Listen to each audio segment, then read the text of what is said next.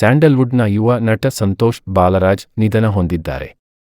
ಇಂದು ಬೆಳಗ್ಗೆ 9:30 ಸುಮಾರಿಗೆ ಕುಮಾರಸ್ವಾಮಿ ಲೇಪಟ್ನ ಸಾಗರ್ ಅಪೋಲೋ ಆಸ್ಪತ್ರೆಯಲ್ಲಿ ಕೊನೆಯುಸಿರೆಳೆದಿದ್ದಾರೆ.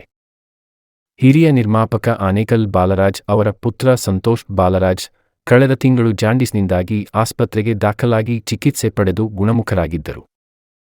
ಸಂತೋಷ್ ಅವರು ಅಸ್ವಸ್ಥರಾಗಿ ಆಸ್ಪತ್ರೆಗೆ ದಾಖಲಾಗಿ ತೀವ್ರ ನಿಗಾ ಘಟಕದಲ್ಲಿದ್ದರು. ಜಾಂಡೀಸ್ ಮೈಗೆಲ್ಲ ಹರಡಿ ಗಂಭೀರ ಸ್ಥಿತಿಯಲ್ಲಿ ಚಿಕಿತ್ಸೆ ಪಡೆಯುತ್ತಿದ್ದ ಸಂತೋಷ್ ಅವರು ಆಗಸ್ಟ್ 5ರಂದು ಅಂದರೆ ಇಂದು ಕುಮಾರಸ್ವಾಮಿ ಲೇಪಟ್ನ ಸಾಗರ್ ಅಪೋಲೋ ಆಸ್ಪತ್ರೆಯಲ್ಲಿ ಚಿಕಿತ್ಸೆ ಫಲಕಾರಿಯಾಗದೆ ನಿಧನರಾಗಿದ್ದಾರೆ. ಕರಿಯ 2, ಕೆಂಪ ಗಣಪ, ಬರ್ಕ್ಲಿ ಹಾಗೂ ಸತ್ಯ ಸಿನಿಮಾಗಳಲ್ಲಿ ಸಂತೋಷ್ ಬಾಲರಾಜ್ ನಾಯಕನಾಗಿ ನಟಿಸಿದ್ದರು.